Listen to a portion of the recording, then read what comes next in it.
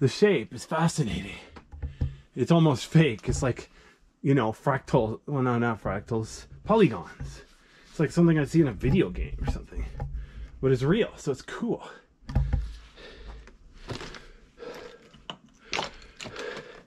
Nothing more thrilling than watching a movie and you're like, that is so fake, and then you see it in real life. It's like, wow, I stand corrected.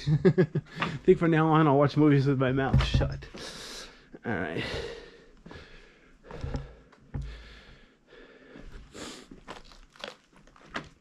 Wow.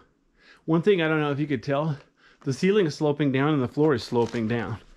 So even though I came down from ground level and to the entrance, I easily lost 100 feet elevation. I climbed over and through the rock pile, but now I'm going down lower and lower. I don't know if I've ever seen a map of this part of the cave, but I'll bet you the rock above me is easily 50 feet thick. That's why it's so cold down here. It's well insulated. There are shallower caves that are not so deep underground. They're much, much warmer. But one thing that's kind of unfortunate is it's not icy down here.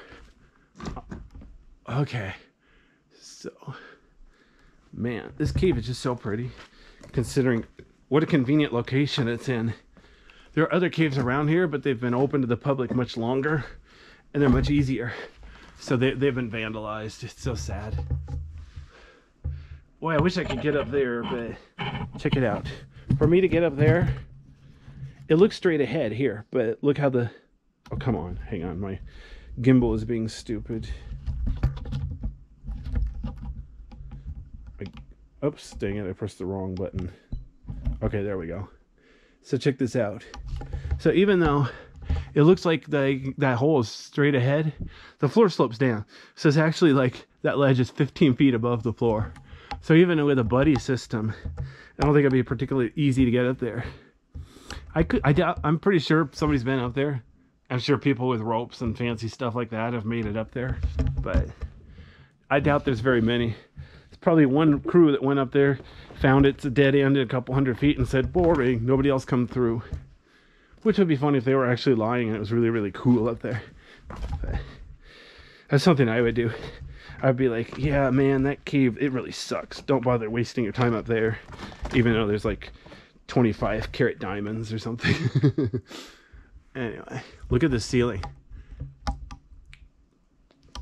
This is beautiful contrast because the rock is black and then there's that white hydrophobic bacteria growing on it. That's natural. That's normal. Not every cave has it. I don't know if it has to be a certain temperature and humidity or what, but yeah. It's a nice ledge back there. But yeah, this is one of the prettiest parts of this cave, in my opinion. Oops, I keep pressing the wrong button. This, unfortunately on this gimbal, right where I want to hold it is also where the button is. So I keep pressing the button on accident. Sucks to be me. As you can see, even here there's graffiti now. People wrote something, I can't even read what it is. They're probably proud of themselves, even though it doesn't even make any sense.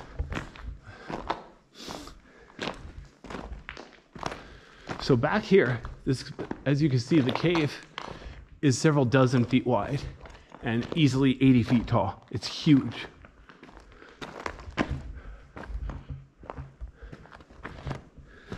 I'm going to turn around. So look at that. The floor is flat here, so the ceiling comes down. So right there, the ceiling is easily 100 feet thick, just like I said. Crazy, huh?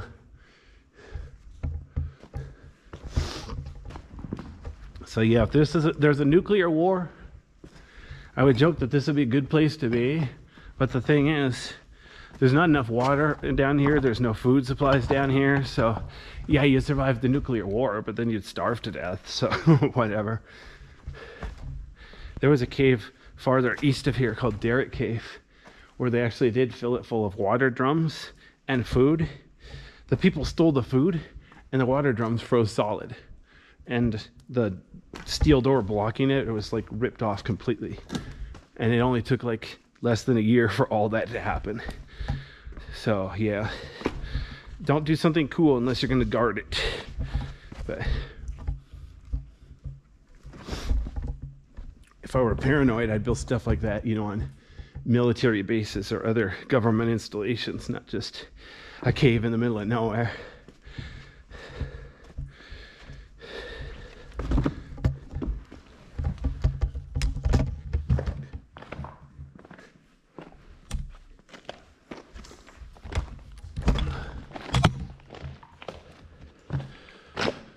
Notice the floor, the original floor is really flat here, but there were tons and tons of broken rock here. So it's a bit of an obstacle course walking over or around these caves, or these rocks, big rocks, breakdown rocks. I'm going kind of slow. I'm looking for bats. I'm not expecting any bats this time of year, but if I do see a bat, I'll lower the light and then I'll get a little closer so you can see it just briefly. And then I'll leave it alone. And of course, I'll quit talking temporarily. All right. But yeah, so far, I don't think I've ever seen a bat in here in the summer. It's too cold for them in the summer. Nice cold cave like this is perfect for hibernating. That's why this cave is closed to the humans in the winter now, because bats use it in the winter. It's a lot more difficult and dangerous to get in here in the winter anyway, because of ice at the entrance. The entrance is very steep. Notice from the curve on the floor, you can tell we're walking down the tube, meaning the lava flowed in the direction I'm walking. Also notice the ceiling's getting lower. It's not even abrupt. It's like it just suddenly gets lower. That's normal in caves. Not every cave does that, but there are definitely a lot of caves that do that. Wait, Jessica, pause a second. I just want to see if the video's coming out okay. Cool. I don't know if it'll be the best quality, but I am recording video still. I was here a couple weeks ago and my camera misbehaved.